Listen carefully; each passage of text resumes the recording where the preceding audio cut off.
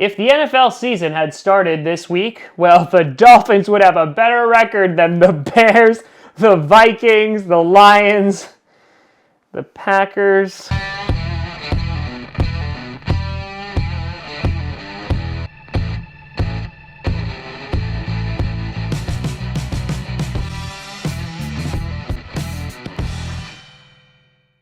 Grossi Posse Packer Nation. Welcome to an episode of Packcast, the podcast where you don't have to be a Packers fan, but it sure does help. I am your host, Tom Grossi, and today we're going to be taking a look at Week 9 in the NFL, doing a little recap action.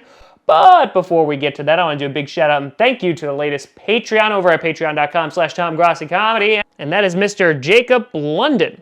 And thank you, my good sir, for joining the Aaron Rodgers tier. It is greatly appreciated, and that will keep the lights on for a couple more hours. Now, let's jump in to Week 9 in the NFL. Now, I won't be reviewing every single game, because like the NFC North games, because I already did those in an episode last night. So, if you need to go see my reaction to the NFC North games, just look at that video that I put in yesterday. They all sucked. Too long, didn't watch. So let's jump into it. You had the San Francisco 49ers traveling to Arizona to take on the Cardinals and only winning by 3 points, 28-25. Jimmy G threw for over 300 yards, had 4 touchdowns, and Kyler Murray and Kenyon Drake, you know, the guy that the Dolphins didn't utilize a whole lot, both did well. And the Cardinals started making themselves a little bit of a comeback. And while Bosa really wasn't a factor on that defense, other members of the defensive line stepped up and made things a little bit more difficult for Kyler as the game went on.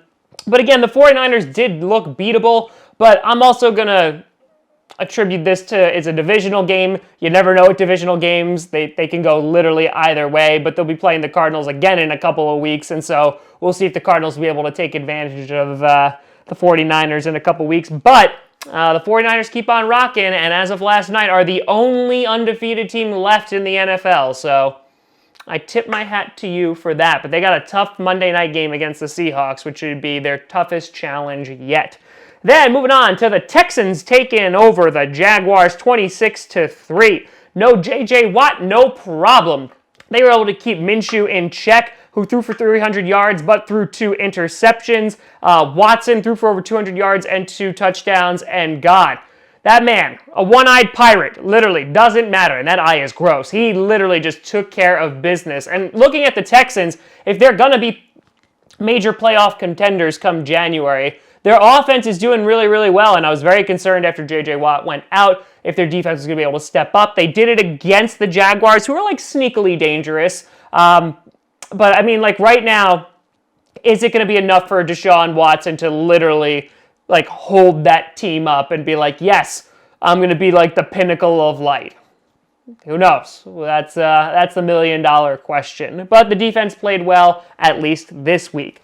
Then we had the Colts losing to the Steelers 26-24. Jacoby Brissett went out pretty early, but Brian Hoyer came in and he played shockingly well. Obviously, the guy is a veteran. He's been just about everywhere. But it came down to an added Vinatieri kick, and he shanked it so bad. So bad. Like, I mean, not even close. If the field goal posts were like 30 yards that way, then he would have nailed it. And Vinatieri has been struggling with kicks for this entire season. He makes some that are really, really great, but he's also missed a bunch. And I think it's going to be sooner rather than later that they're going to have to cut ties with Vinatieri or at least bring in some kind of competition. Because if they somehow make the playoffs, you know, this is kind of at this point, this is a liability on their team. Steelers, don't get too excited. Then moving on to the Jets and Dolphins, and what's this? The alarms are going off. Yes, the Dolphins have won their first game of the 2019 NFL season, and it's against the Jets. Yes, suck, as the Dolphins win 26-18. Sam Darnold, you're just so whatever. He hasn't gotten over seeing ghosts from a couple weeks ago, and it's no longer Halloween. And, you know, Flores, good for him. He said he's going to remember this one, and, you know, the Dolphins, I'm sure, are a bit disappointed because they couldn't fully get to the Tank Bowl that is Week 16 against the Bengals. I was really, really hoping for that. And you messed that up too, Miami. You messed that up too. But considering they already have 52 draft picks in this coming draft, it's going to be interesting to see which team can race to the bottom, because the Jets are proving to be that kind of team. God, weeks ago when they beat the Cowboys, I was like, maybe they're a dark horse for the playoffs. So wrong. So wrong. The Washington Redskins, who have been pretty darn good for the past 2 games, or at least been competitive, and really not so much against the Bills, losing 24-9. The Bills took care of business, nothing flashy, nothing crazy, but the defense was able to keep the Redskins in check. That's not really saying a whole lot, but a game that the Bills should have won, they did. Still not making the top 10.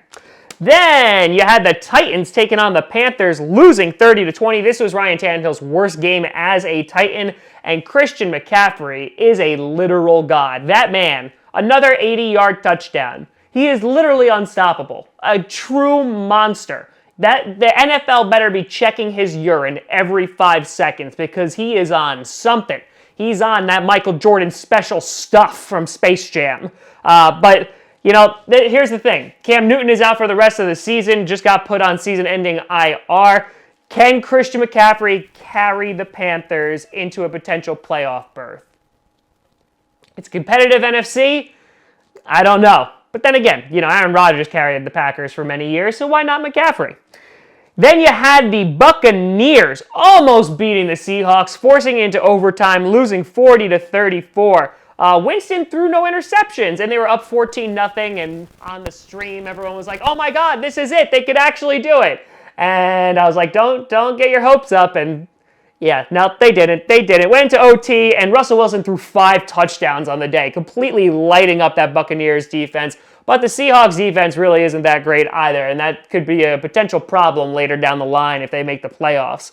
Then you had the Browns losing again to the Broncos, 24-19. Mayfield, 27 for 42, 273 yards, 1 touchdown. Not entirely on him. Allen played really, really well for the Broncos. Lindsey had a great game as well. And at this point, you look at the Cleveland Browns, and to say that their season has been disappointing is the understatement of the year. A lot of it falls at the feet of Coach Freddie Kitchens, who just seems to not be ready for this role. The team is still super undisciplined, and for all the talent that they have on both sides of the ball, they are just completely and totally underachieving, and I think they just need a better head coach to kind of steer them in the right direction. But yeah, things are getting quiet in Cleveland. Real quiet. Then you had the Sunday night game in which the Patriots finally got knocked off their high horse, losing to the Ravens 37-20, and it could have been higher if the Ravens didn't have some self-inflicted injuries. Lamar Jackson playing MVP-like football on Sunday, just dancing and bobbing and weaving in that pocket. And, listen, the Patriots, they have a bunch of games coming up. They have 4 games in a row that are going to be really, really tough. And, a lot of people gave them crap because they played a lot of teams that weren't good the first 8 games. And, we're about to see if that has some validity to it and if that defense really is as good as people say, because it really wasn't showing up a whole lot on Sunday night.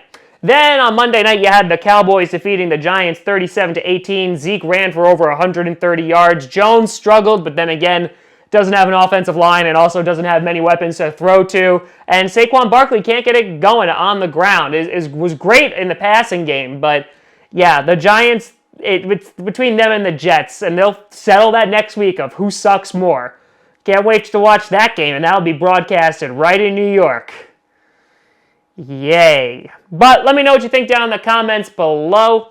Any games surprise you? A lot of movement in the top 10 that we released this evening, so check that out. You can always find me at TomGrossiComedy.com or at TomGrossiComedy on all social media. See down below. Check out podcasts on SoundCloud, iTunes, Google Play Music, Spotify, and of course YouTube. And a big shout out and thank you to all the Patreon members over at patreon.com/TomGrossiComedy. But thank you so much for watching. I'm Tom Grossi, and as always, go Pack, go.